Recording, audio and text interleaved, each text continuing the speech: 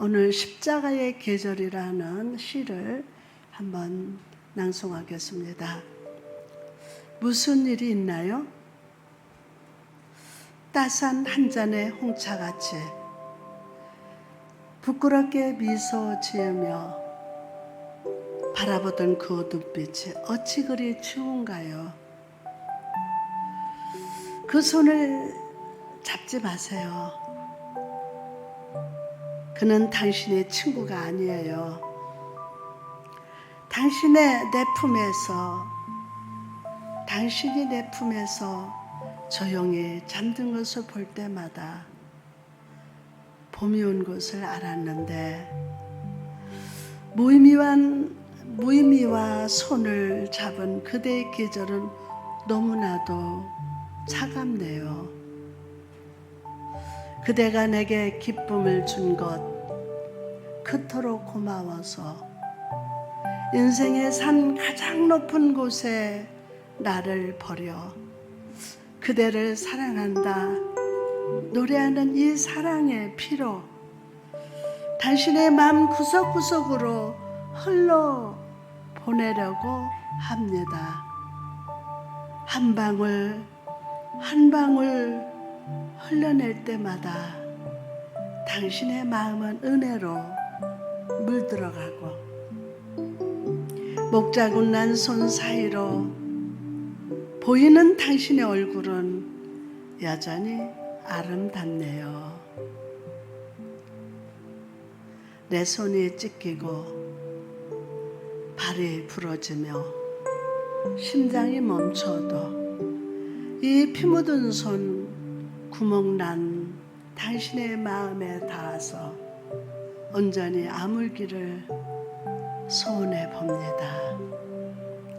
세상의 중심에서 세상에서 가장 사랑하는 그대에게 나의 십자가는 아름다운 계절 치유의 향기입니다. 아멘. 여러분, 이 시는 십자가에 못 박히신 예수 그리스도를 생각하고 묵상하면서 쓴 시입니다. 예수님께서는 오늘도 너무나 차갑고 차가운 겨울과 같은 마음을 가진 우리를 보고 안타까워하십니다. 그래서 그분은 오늘도 십자가에 자신을 못 박게 하셔서 그 귀한 보혈로 우리 인생의 계절을 아름답게 하기를 기뻐하십니다. 목자국난 손 사이로 보이는 내 상처를 바라보시고 안타까워하시며 오늘도 그분의 상처로 내 상처를 어루만져 주십니다. 어루만져 주십니다. 그리고 어린아기의 살과 같이 내 생각, 내 마음, 내 영혼을 온전히 치유하십니다. 오늘 예수님을 만납시다. 다시 한번 오늘 예수님을 만납시다. 할렐루야. 그리고 그분의 보혈이 내 인생의 계절을 바꿔주실 것을 믿고 기대하며 소망합시다. 오늘 말씀의 떡이 입으로 다 들어간다. 아멘, 아멘. 주의 보혈로 씻어 주옵소서. 할렐루야. 아멘. 한 주 동안 2주께서 영적 전쟁과 내적 치유 세미나를 잘 마쳤습니다. 우리 성도들이 기도가 아니면 아이고 힘들어요. 이게 두 세미나가 엄청나게 그 마음에 병들고 상처받고 또 악한 영들이 우리의 생각과 감정과 마음에 진을 친 것들이 그냥 떠나가겠냐고요. 어마어마하죠. 그죠? 근데 여러분이 기도해 주셔서 하나님 은혜로 잘 마쳤습니다. 감사하고. 그래서 이 설교는 제가 우리 교회에서 이 강단에서 한번 전하고자 합니다. 아주 소중합니다. 아멘 안 해서 다른 강단 가서 서야 될 것 같아요.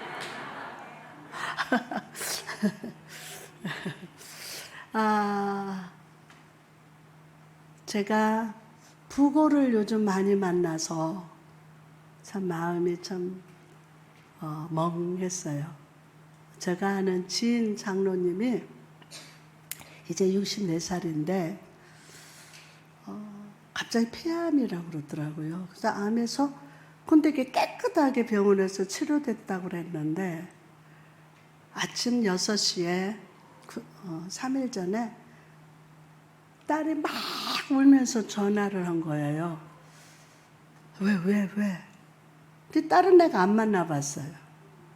근데 그 자기 아버지 전화 맨 위에 이제 제 전화가 있었던가 봐요. 그런데 왜 그랬더니 아버지가 갑자기 말문이 막히고 모든 몸이 정지됐대요.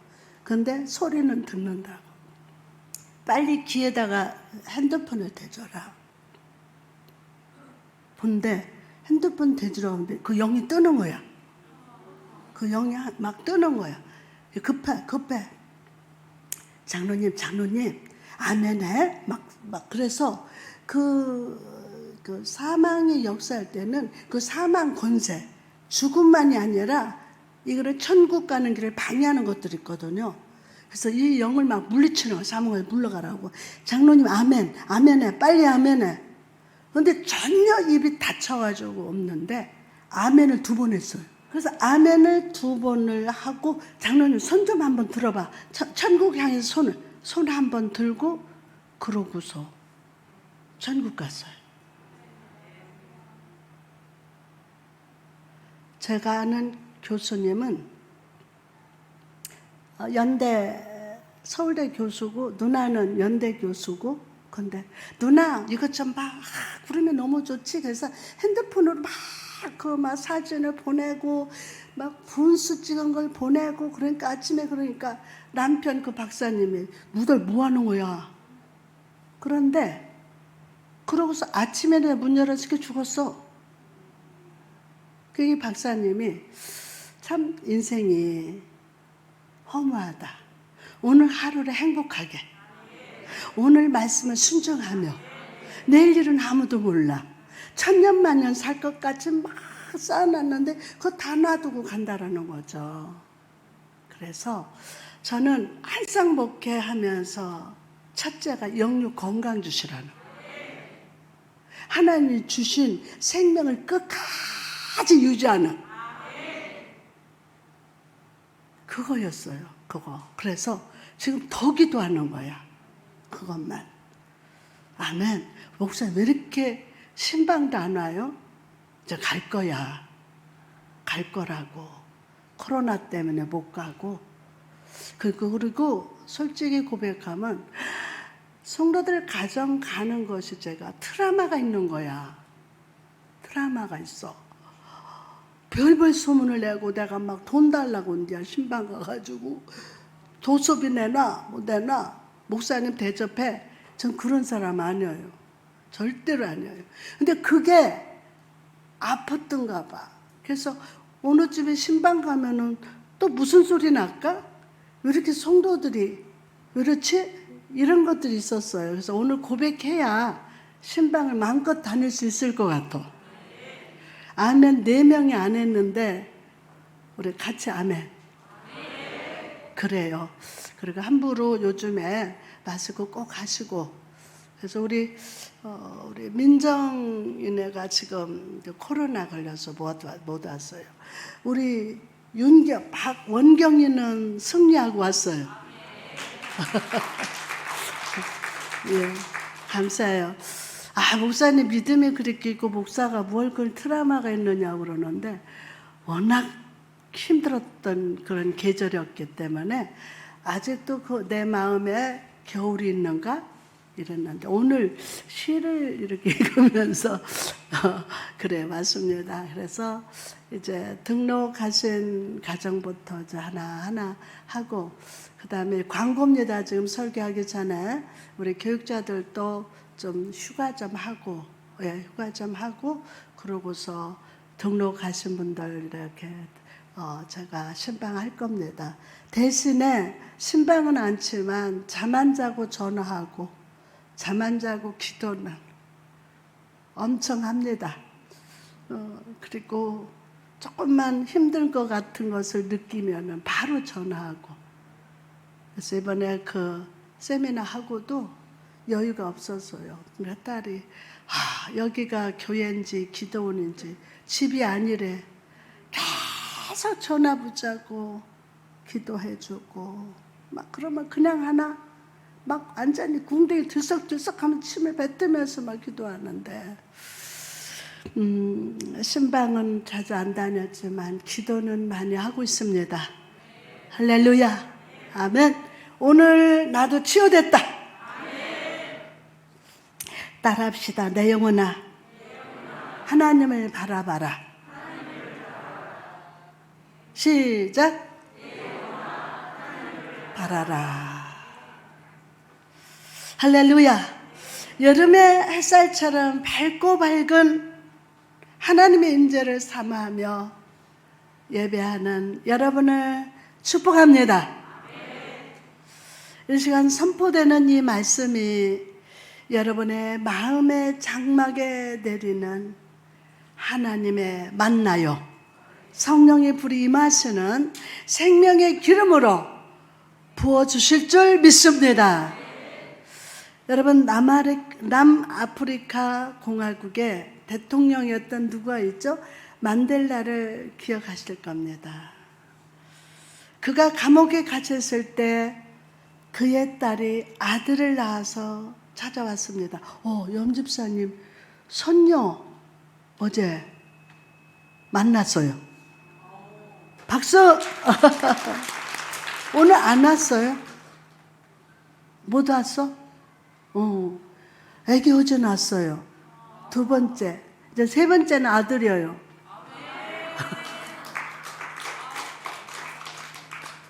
이 만델라가 감옥에 갇혔을 때 그의 딸이 아들을 낳았어요. 딸은 아버지에게 아버지 여기 손자가 있습니다. 아이의 이름을 지어주세요. 그러자 만델라는 손자의 이름을 소망이라고 지어줬다고 합니다. 소망. 이 아이는 나의 소망이다. 감옥에 갇혀있는 동안 소망이 나를 한 번도 떠난 적이 없단다. 한 번도 떠난 적이 없단다. 감옥에서 27년이나 보냈지만 매일 똑같은 마음으로 내가 바라보는 소망이 나를 지배했고 나는 그 소망을 향해서 늘 기쁜 마음으로 살아왔다. 그래서 이 아이의 이름은 뭐다? 소망이다. 그리고 이렇게 소망을 품고 살던 만델라는 결국 남아프리카 공화국의 대통령이 되었습니다. 여러분, 여러분의 마음은 어디를 바라보고 계십니까?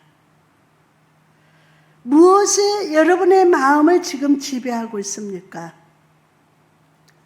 여러분 마음 속에는 소망의 꽃이 피어 있습니까? 본문의 시인은 다윗이 압살롬을 피해서 도망치면서 이리저리 방황하던 중에 하나님을 그리워하면서 쓴 시입니다. 목자였을 때는 들에서 푸른 초장에서 함께 하시는 하나님을 만나고 골리앗 앞에서는 만군의 여호와께서 물맷돌로 승리하게 하시는 능력을 보았으며 왕이 된 이후에도 예루살렘으로 돌아오는 언약궤 앞에서 막 춤을 추면서 하나님의 임재를 환영했던 다윗이었습니다. 그러나 지금 다윗은요, 도망자 신세로 어둡고 거칠고 습한 골짜기를 헤매고 있었습니다. 원할 때마다 언제나 나아갔던 하나님의 임재, 성전은 이제 눈에 보이지 않았습니다. 한 마리 목마른 사슴처럼 간절히 하나님의 임재와 그 은혜를 갈망하고 있지만 다윗의 현실은 그의 기대와 정반대였습니다. 본문 3절 보니까 사람들이 종일 내게 하는 말이 내 하나님이 어디 있느냐? 하오니 내 눈물이 지하로 내 음식이 되었도다. 눈물이 도망자 다윗 그의 귀에 들려오는 소리는 사람들의 조롱과 막 비방하는 소리였습니다. 내 하나님 어디 있느냐? 내 하나님 어디 있냐? 웅웅웅웅웅웅 계속 들립니다. 그래, 다윗아, 아들놈한테 쫓겨나서 도망가는 꼴을 보니 분명히 너가 맨날 하나님은 너를 버렸구나. 너가 이렇게 된 것을 보니 하나님은 무능하구나. 살아계시기는 한 것이냐? 라고 비난하고 막 조롱을 합니다. 이 말은 다윗에게 도저히 견디기 힘든 말이었습니다. 그의 평생에 하나님은 선하심과 인자심으로 함께 하시는 하나님이요, 고난의 날에도 산성이었고 피할 바위가 되시면서 구원의 손길이 되어주셨기 때문입니다. 그런데 여러분, 왜 시인은 이 참담한 말을 시 속에 남겨두었을까요? 사실 이 표현은 다윗의 마음속에서 하나님을 향하여 외치는 질문이기 때문입니다.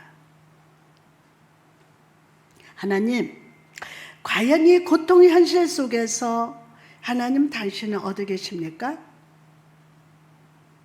다윗은 목마른 사슴처럼 시냇물에 찾아서 갈급한 것처럼 하나님을 찾고 있는데, 실제로 그가 마실 수 있는 물이란 내면 깊숙한 곳에서 흘러오는 통곡의 눈물뿐이라는 사실은 너무 고통스러웠던 것입니다. 내 눈물이 주야로 음식이 되었도다. 와, 4절에도 보면은 이 기가 막힌 현실로 인해서 내 마음이 상하는도다 라고 탄식하고 있습니다. 왜 이렇게 되었을까요? 우리는 다윗이 겪고 있는 고난의 상황 때문이라고 생각합니다. 그러나 다윗이 상한 마음이 된 근본적인 이유는 하나님과 거리가 멀어졌기 때문이에요. 뭐 때문에? 하나님과 거리가 멀어졌기 때문이에요. 네? 그가 하나님을 가까이 하고 하나님의 임재를 느낄 때 그는 하나님 베푸시는 은혜와 생명으로 충만했지만,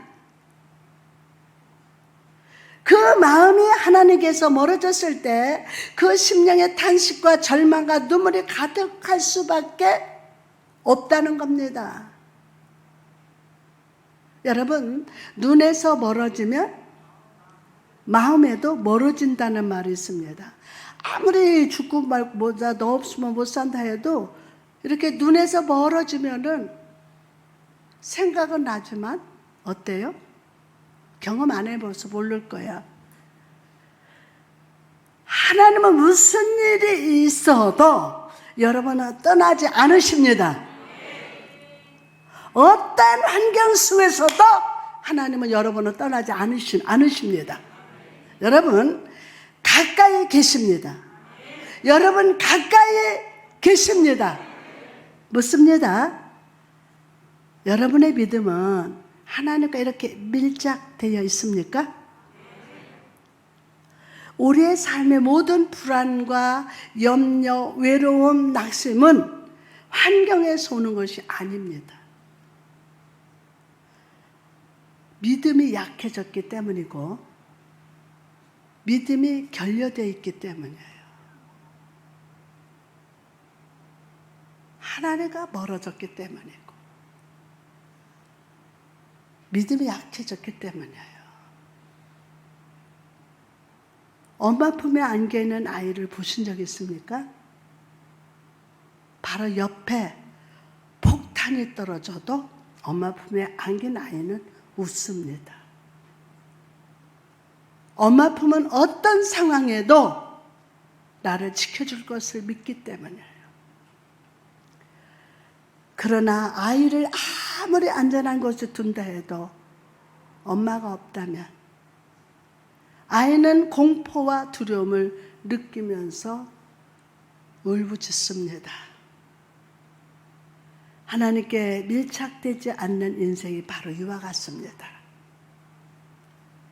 삶의 다가온 시험과 고난이 우리에게 주는 악한 영향력 중에 하나는 우리와 함께 하시는 임마누엘 예수 그리스도를 잊어버리게 만든다는 거예요.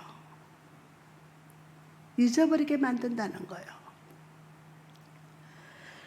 여러분, 눈을 들어 앞에 있는 십자가를 보십시오. 이 십자가 가리워져 있지만 예수 그리스도의 십자가는 우리 믿음과 신앙의 핵심입니다.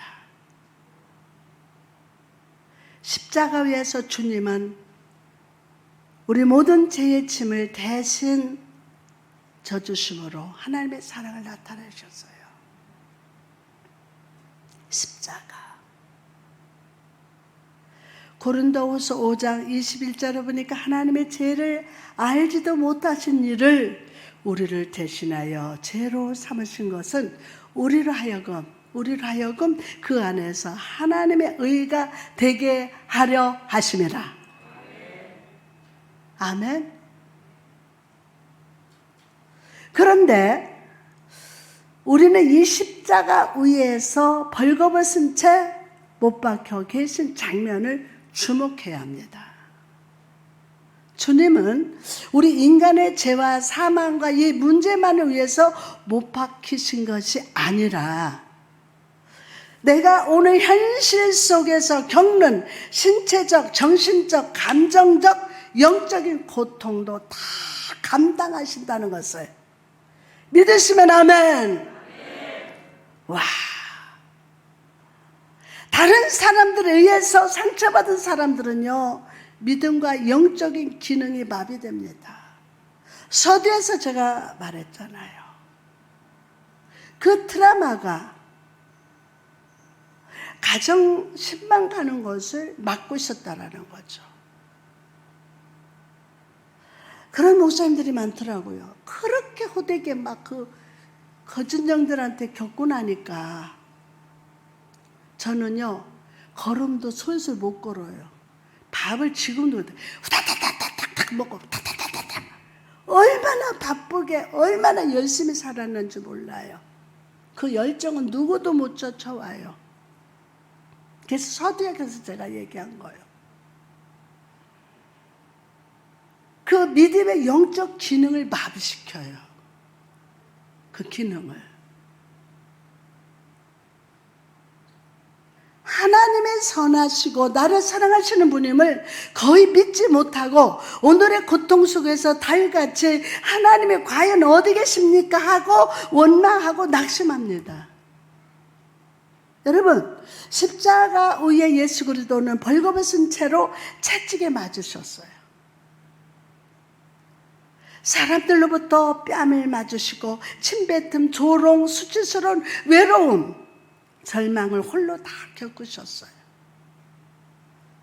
예수님이 입으셨던 옷도 로마 군인들이 서로 찢어갔습니다. 심지어 하늘 하나님도 예수님을 철저히 부르셨습니다. 엘리, 엘리 라마 사박다니. 나의 하나님, 나의 하나님, 어째 나를 버리셨나이까?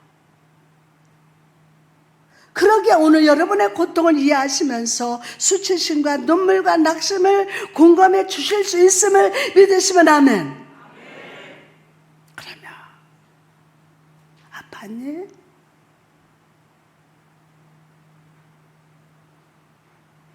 내가 하지 않는 선택 때문에 받는 고통, 기대하지 않았던 사고, 사랑하는 자녀가 태어날부터 원치 않는 연약함을 가지고 있는 것,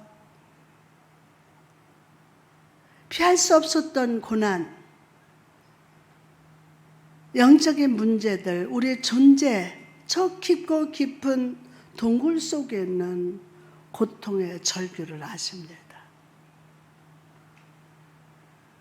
내가 이것을 선택해서 실패했는데도 여전히 또 그 욕심을 버리고 선택하는 거예요. 오늘 그게 떠나가라.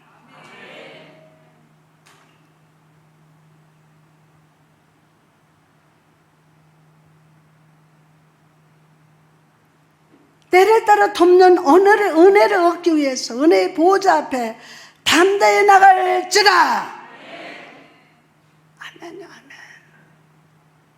나가서 우리의 이 고통을 이해해 주시는 주님은 빛으로 직면하게 하십니다. 제가 두물머리, 양평 두물머리, 맞나? 두물머리. 거기에서 이제 한국 목양문학에 신앙송이 있어서 해자이기 때문에 갔어요. 근데 야외 산다고는 걱정이 됐어. 이 더운데 어제 엄청 더웠잖아요. 그래서 설교를 제가 이제 그 야외에서 하는데 땀이고 뭐고, 근데 중심이 막 흔들해. 막 쓰러질 것 같아. 주여 저를 붙잡아 주소서. 그 야외에서 하니까 설교를 강하게 한 거예요. 한 장 붙는데 끝나고서 아침 바다 갈매기는 금빛을 싣고 고기잡이 배들은 노래를 싣고, 그래서 그래 부르고 있더니 어머, 이 어르신들이 시인들이 다 따라요. 너무 가사가 좋은 거야. 여러분, 우리는 저녁 바다가 아니라 아침 바다. 그래서 이게 문학에 예수님이 없으면 아무것도 아니야. 그래서 이 문학을 통해서 영혼을 아침 바다에서 고기를 낚자고 제가 그랬어요. 오늘 빛으로 직면한다. 저녁 바다가 아니야. 인생은 바다에 막 향해하는 한 척의 배예요. 지금 여러분 저녁 바다에서 막 허우적대고 빛이 없는 그 바다에서, 근데 오늘 빛을 직면한다. 직면하게 하세요. 우리의 고통을 이해하시는 주님의 빛으로 쫙 직면하게 하십니다. 나사렛의 무덤 앞에서 슬피 울던 예수님을 한번 떠올려보시기 바랍니다. 주님은 그 무덤 앞에서 중요한 명령을 하고 계십니다. 요한복음 11장 38절에서 39절 말씀을 예수께서 다시 속으로 비통히 여기시면서 무덤에 가시니 무덤이 굴러 돌로 막았던 건을 예수께서 이르시되 돌을 옮겨 놓으라 하시니 그 죽은 자의 누이에 마르다가 이르되 주여 죽은 자가 나흘이 되었음에 벌써 냄새가 나나이다. 예수님은 이미 나사로가 죽은 지 4일이나 되어서 썩는 냄새가 나는 것을 알고 계셨어요. 썩어요. 아시는데 왜 돌을 치우라고 하셨을까요? 왜? 돌을 옮겨야 나사로가 무덤에서 나올 수 있기 때문이에요. 여러분, 이처럼 우리가 마음속에 절망과 염려, 낙심에서 자유하기 위해서는 마음속에 돌을 치워야 돼. 마음속에 돌을 치워야 돼요. 오늘 주 예수의 이름으로 마음속에 돌을 다 치울저다. 내 마음속에 있는 것들을 빛 앞에서 직면하지 않으면 생명의 역사가 나타날 수 없기 때문이에요. 나타날 수가 없어요. 오늘 주님께서 빛으로 오셔서 내 삶을 살피시고 구석구석 살피시고 직면할 수 있도록 오늘 마음을 여시기 바랍니다. 바짝 여세요. 눈도 딱 떠요. 목사님 바라봐요. 강단 바라봐요. 삶의 어떤 영역도 어둠 가운데 숨기지 말라. 여러분의 마음문을 열면 하나님의 영광을 보게 됩니다. 우리 주님은 우리 마음을 이해하시고 여러분의 한 사람 한 사람 마음을 이해하시고 공감하십니다. 목사 입장에서 뭐 저런 게 다 있어 하는데 하나님 아니다. 공감하시고 다 공감하시고 버리지 아니하시고 그리고 함께 울어주셔요. 목사님이 사랑이 많아서 또 성도들 붙잡고 우네. 아니야. 하나님이 성령이 우시니까 나도 우는 거예요.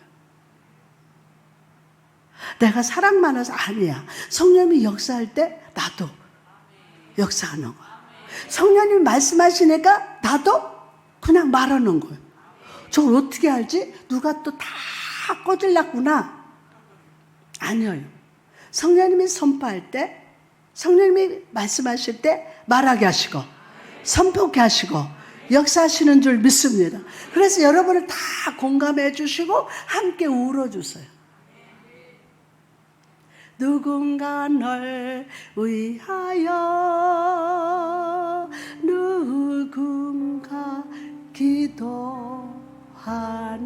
여러분 자면서 끙끙끙끙 고민하고 신음소리 내면서 자는 동 맞는 동 하고 있는데 누군가가 나를 토닥거리면서 내가 울고 있는데 같이 울어주시는 그 하나님을 경험하셨습니까?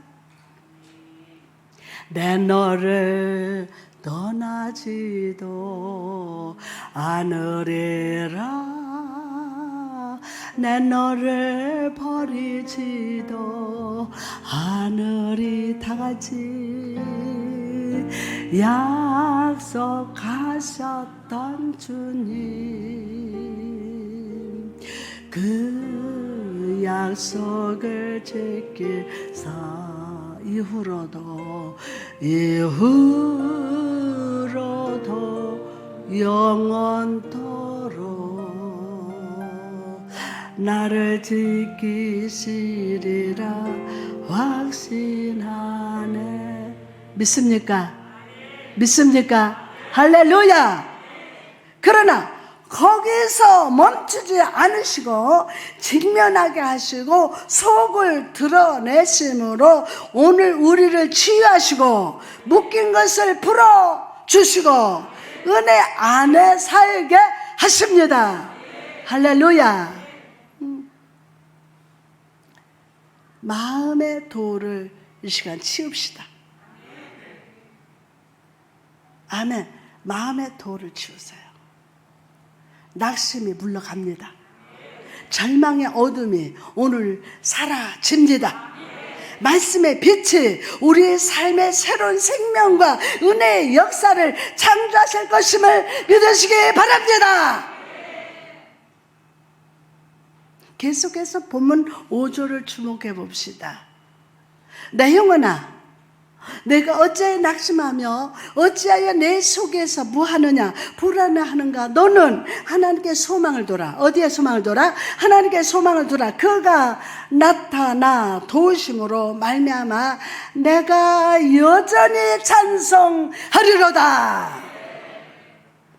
아멘. 시인은요, 직전까지 하나님이 어디 계십니까? 나는 눈물을 먹고 삽니다. 탄식했어요. 그는 마치 상갓집에 있는 사람처럼 마음속 가득한 절망으로 인해서 땅에 엎드러져 있었어요. 그런데 시인은 이제 영적인 침체와 절망에 빠진 자기 영혼을 향해서 믿음으로 외칩니다. 자기 영혼을 향해서 막 믿음으로 외쳐요. 너는 하나님께 소망을 두라. 시작. 여러분에게 시작. 너는 하나님께 소망을 두라. 아멘, 아멘, 아멘. 할렐루야. 와, 다윗이 막 영적 침체에 절망에 빠졌는데 자기의 영혼을 향해서 막 선포합니다. 뭐라고 했어요?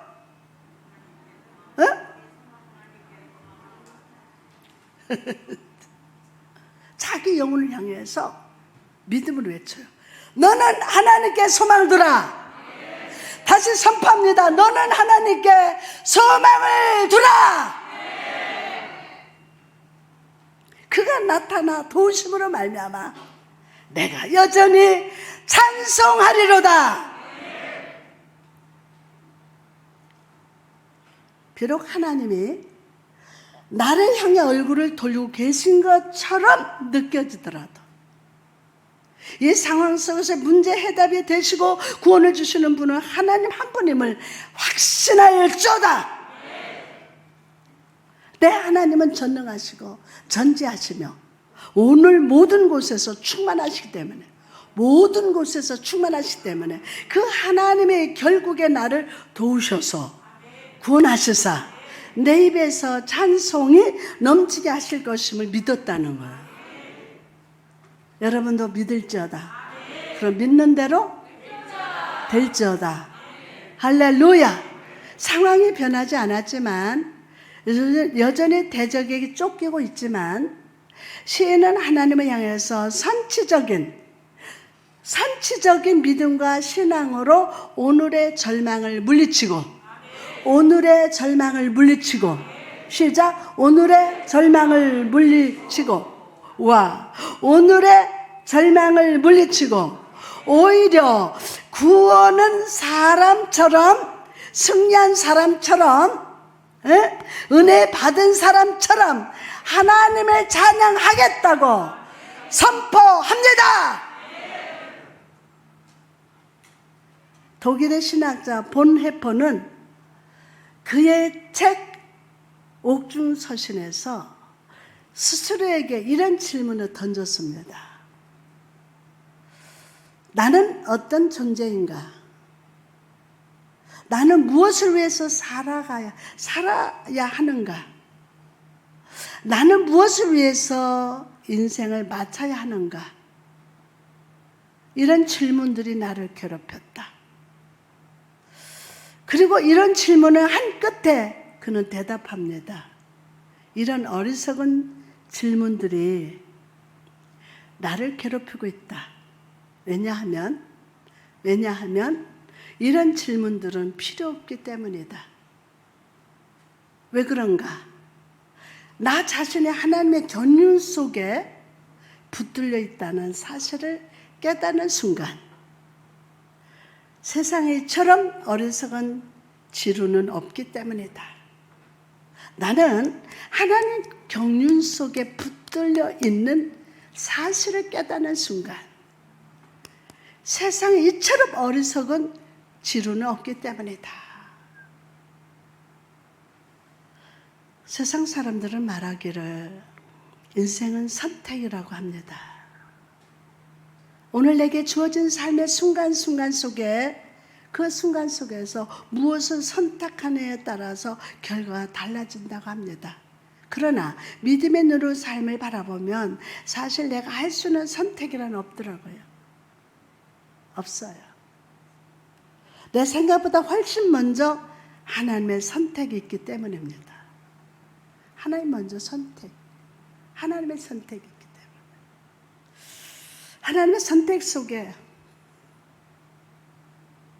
하나님의 섭리와 경륜 속에서 내가 붙들려 살기 때문에 우리는 붙들려 살면서 아멘으로 응답하는 지혜가 필요합니다. 그게 필요합니다.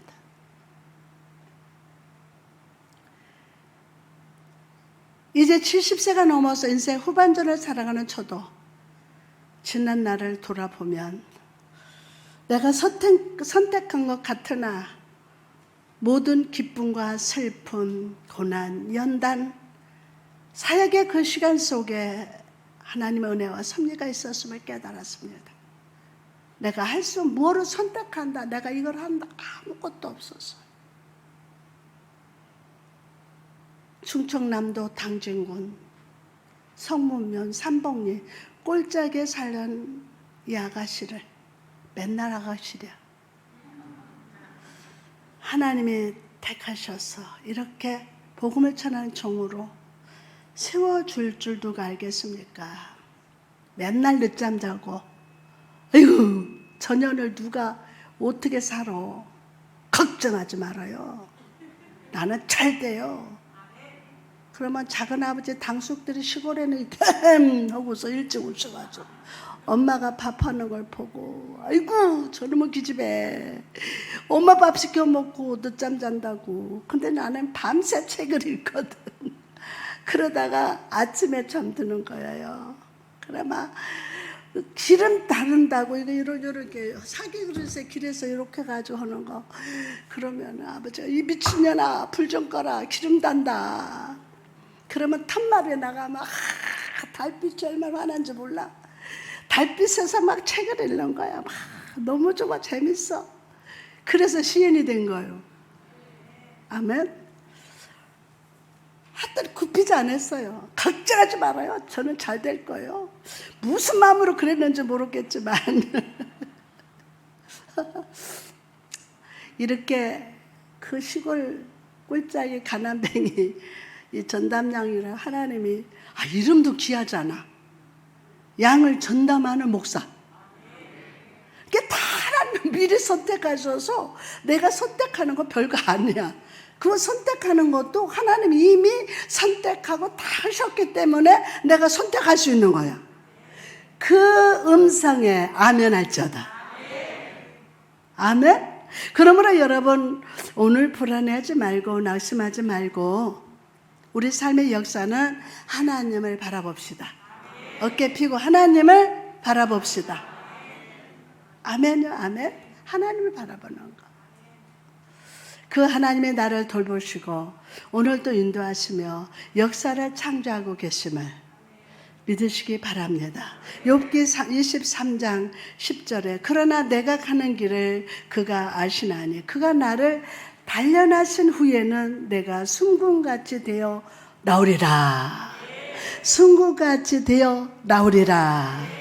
여기서 우리는 욥이 그 고난 속에서 깨달은 중요한 진리를 봅니다. 먼저 욥은 고난 속에서 하나님이 그의 인생을 아신다.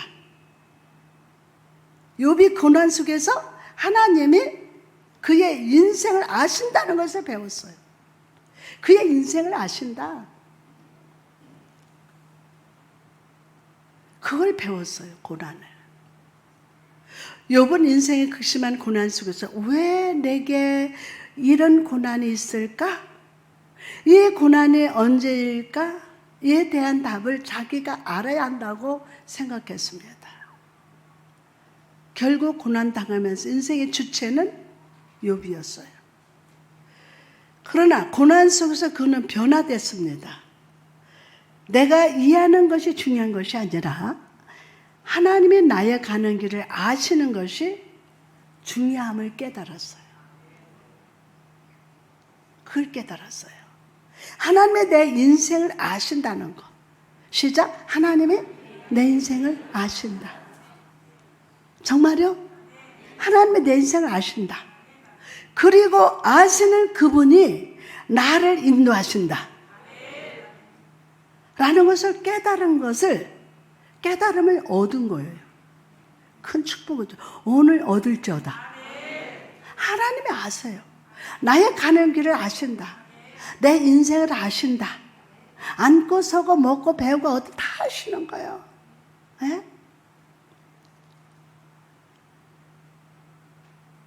의외로 많은 성도들이 욥과 같은 고난 속에서 마르다가 겪었던 죽음의 시련 앞에서도 입으로는 하나님의 인도를 구하지만 언제나 우리는 내가 원하는 길로 가기를 원합니다. 하나님 이 길로요. 내가 이거 돼야만 됩니다.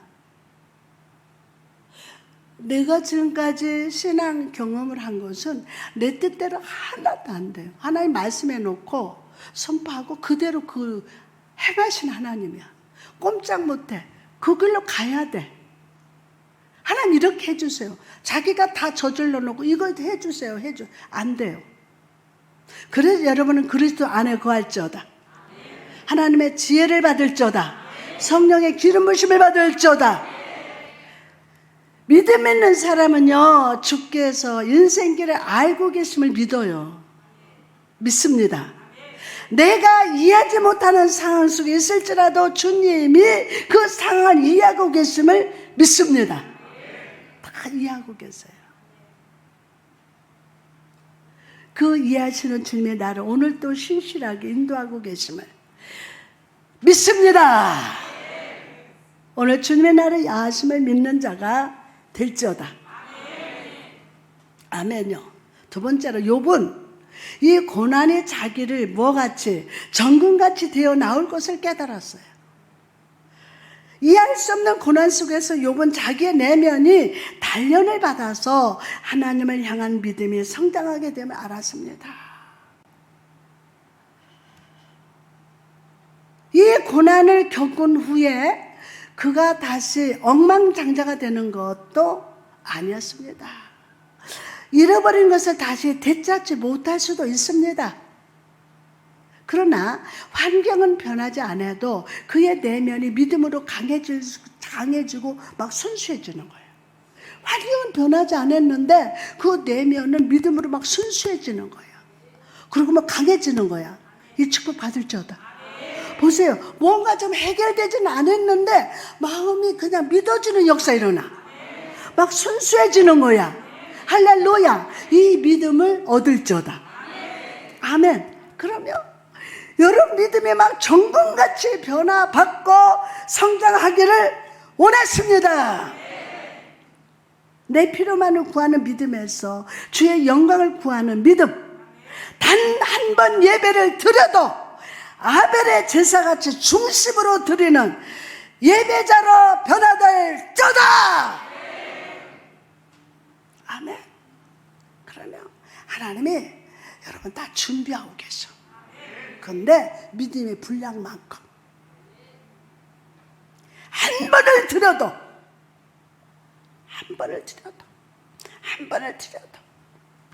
아벨의 제사같이 중심으로 드리는 예배자가 될지어다. 오늘 예배가 마지막 예배라고 드려야 돼요. 더 크게 하면 내일은 몰라. 오늘 주시는 은혜 받을 쪼다. 오늘 말씀의 축복을 받을 쪼다.